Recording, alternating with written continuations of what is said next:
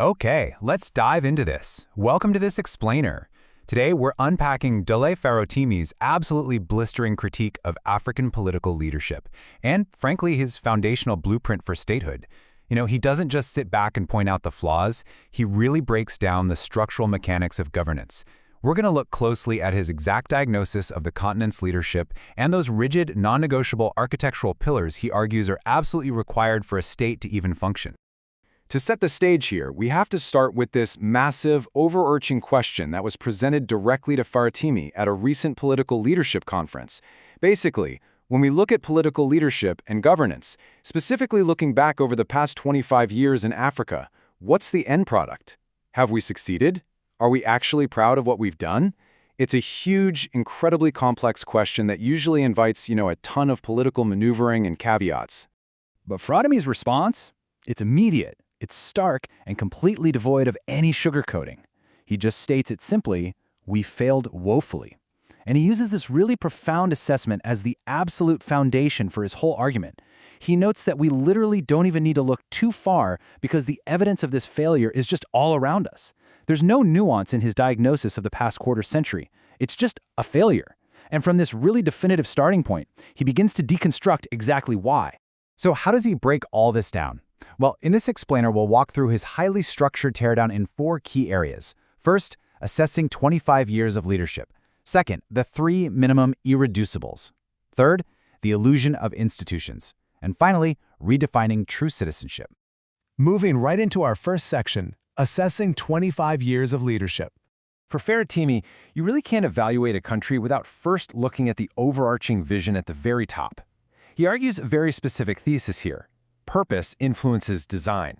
Basically, the end product, whether you're talking about education or infrastructure or whatever, is entirely a function of the leadership's overarching vision. The whole governance system is always built to serve that exact vision. Now, what's really interesting about this slide is how he characterizes the current state of affairs.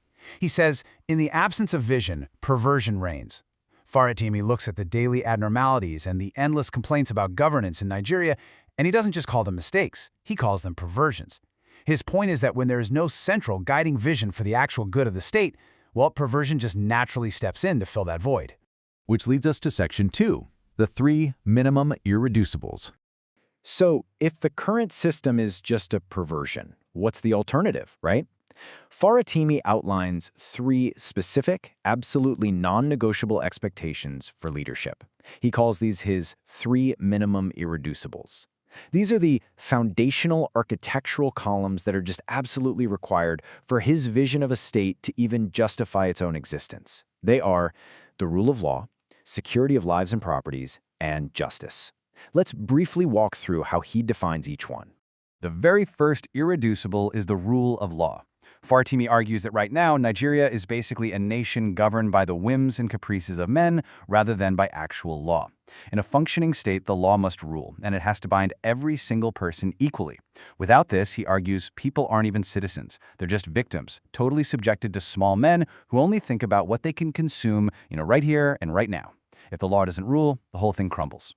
The second pillar is security, and Farotimi states this pretty bluntly. A state exists solely for the protection of the lives and properties of those within its boundaries. And here, he points out a really profound failure. He neutrally lays out some pretty grim realities, like 39 children, some incredibly young, just exposed to the elements. And it goes way deeper than what even makes the evening news. He notes that people are kidnapped every single day, with families forced to just make quiet, private arrangements for ransoms and burials, while the press routinely ignores it. It's basically a total collapse of the state's most fundamental duty.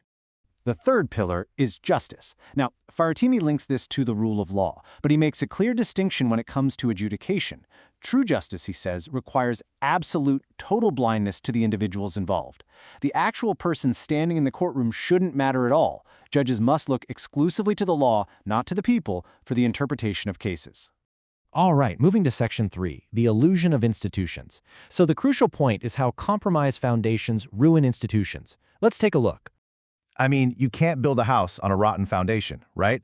Farotimi applies his 3 pillars to current government institutions, and he uses this really glaring contrast to show how completely compromised they are. He points straight at the EFCC, the anti-corruption agency, and observes this crazy double standard. The agency is deeply feared by, say, poor young men with dreadlocks or so-called Yahoo boys, but then, on the flip side, you have compromised politicians literally caught on camera wearing stolen dollars, and somehow they go on to become political party chairmen. And this brings him to his main conclusion about institution building. He states that institutions are only as strong as the capacity of the law to actually rule in the space where that institution exists. You simply cannot build an institution that's going to last if it's subject to the desires of men instead of the rule of law. Because the rule of law is absent, he argues that, inherently, every single Nigerian government office that is supposed to uphold the state is just already compromised. The institutions themselves, they're basically just an illusion. Okay, on to our final section, Section 4, Redefining True Citizenship. And this brilliantly illustrates his whole point when addressing the next generation. When asked what his message is to the youth watching and asking questions about the future, Faratimi totally flips the traditional narrative to introduce this concept of the illusion of citizenship. A true citizen is an individual living in a society genuinely governed by law. He tells the youth that because they are living in an environment subjected to all these abnormalities instead of laws, they aren't actually true citizens yet. They're just suffering under the illusion of it. So he delivers this really direct call to action to the youth. He tells them that this whole idea of them being the greater tomorrow is basically a lie that they need to unpack. Their greatness depends entirely on their capacity to dismantle these falsehoods. His main advice? Insist on fidelity to the truth. When they're told they are citizens, they need to actually demand that the law applies to them and that it actively rules in their relationship with the state. Daily Faratimi's framework doesn't just critique leadership, it literally challenges our fundamental understanding of the social contract. It forces us to look right past the superficial buildings of government and really examine the invisible laws that are supposed to hold them all up. So, turning Faratimi's framework directly onto you and your own relationship with the state you live in, we have to ask, are you truly a citizen, protected and bound equally by the law, or are you just living under the illusion of one? It's definitely a heavy question to weigh. Thanks so much for joining me on this explainer, and I'll catch you next time. Keep asking those hard questions.